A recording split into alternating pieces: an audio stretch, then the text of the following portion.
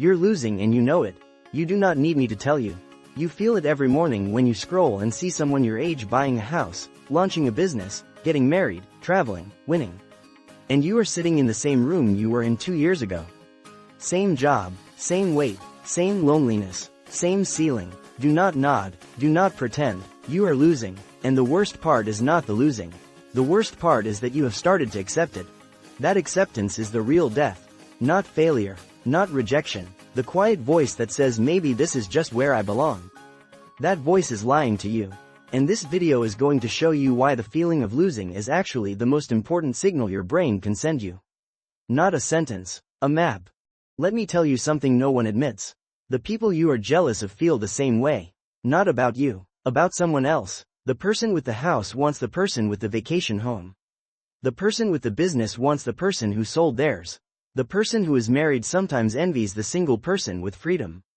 Comparison does not stop when you win. It just finds a new target. So if winning does not kill the feeling, then the feeling is not the problem. The comparison machine is the problem. Your brain is wired to compare. It is an ancient survival mechanism. Thousands of years ago, if you were not keeping up with the tribe, you died. So your brain constantly scans for who has more food, more safety, more status. That same mechanism is now aimed at Instagram, LinkedIn, and your friend group. And it is malfunctioning because you are comparing your real messy behind the scenes to their carefully curated highlight reel. You know this, everyone knows this, but knowing it does not stop. The feeling, because the feeling is not logical, it is chemical. So what do you actually do? Not what do you tell yourself. What do you do? Here is the answer. You stop trying to feel less jealous. Jealousy is not a sin. It is data. It is your brain pointing at something and saying I want that. The problem is not wanting. The problem is what you do with the want. Most people feel jealousy and then do nothing except feel worse. They scroll more, they eat more, they sleep more, they sink. That is the losing, not the gap between you and them. The gap between you and action. Here's the one sentence that breaks the loop. Ready? They are not my competition. They are my proof. Write that down. They are not my competition. They are my proof. Every person you envy is proof that what you want is possible. Someone your age got the house. Proof. Someone from your background started the business. Proof. Someone with your disadvantages found love. Proof. When you see them as competition, you feel small. When you see them as proof, you feel possible. That is not toxic positivity. That is cognitive reframing backed by psychology. Your brain cannot hold envy and possibility in the same space. You have to choose which one to feed. But reframing alone is not enough. You need one daily action. Not a 22-day plan. Not a morning routine with 15 steps. One thing. 5 minutes. Here it is. Every day you write down one thing you did that the person you envy cannot take from you. Not a win compared to them. A win that is yours alone. You woke up early. You called your mom. You finished a task you were avoiding. You went to the gym. You did not scroll for the first hour. You said no to something. You said yes to something. Scary. One thing. Write it down. Read it back. That is your anchor. When the comparison spiral starts, you look at that list. You are not losing. You are moving, just not on their track. Let me be honest with you about something else. Some of you are not actually losing. You are comparing your beginning to someone else's middle. You started 6 months ago. They started 6 years ago. You are comparing your chapter 1 to their chapter 15. That is not losing. That is delusion. And social media feeds that delusion because no one posts their chapter 1.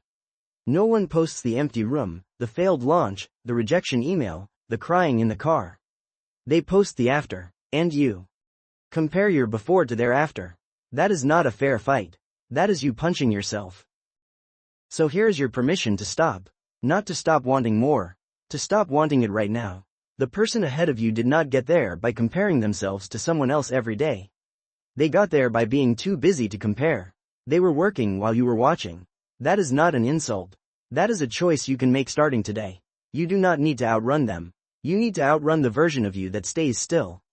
Let me give you a diagnostic.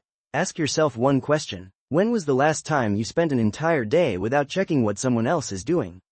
Not limiting it, eliminating it. If you cannot remember, you are addicted to comparison. And addiction to comparison is addiction to feeling behind. You are feeding your own despair and calling it awareness. Stop watching them. Start watching yourself. Now I know some of you are thinking, but what if I am actually behind? What if I wasted years? What if I made bad choices? Okay, let us say that is true. Let us say you are objectively behind. Now what? Does watching someone else who is ahead help you catch up? No. Does feeling bad about it help you catch up? No. Does sitting in shame help you catch up? No. The only thing that helps you catch up is the next action. One action, the smallest possible step, take it, then another. Comparison is a distraction from the only thing that matters, movement. So here is the final punch. You are losing because you are watching. The moment you stop watching and start moving, you are no longer losing. You might still be behind, but you are not losing. Losing is passive, losing is sitting, losing is scrolling, moving is winning regardless of the scoreboard. You do not need to be first. You just need to be in motion. Stop watching them, start moving. You already know what you need to do. Do not wait until you feel ready. You will never feel ready. Do it now, while the jealousy is still hot, while the feeling of losing still burns. That burn is not punishment. It is fuel. Use it.